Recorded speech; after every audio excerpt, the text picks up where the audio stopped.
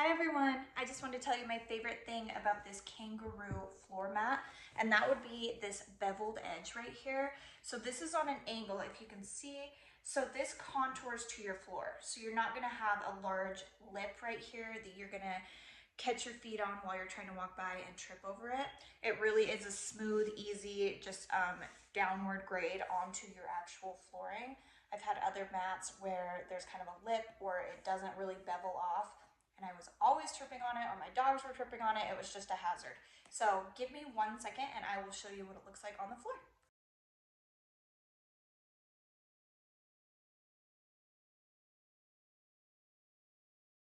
Okay, so now that you have seen what it looks like on the floor, you can see how it totally contours to your actual floor level. So it's not going to be a hazard. It's not going to be something that you are constantly tripping over.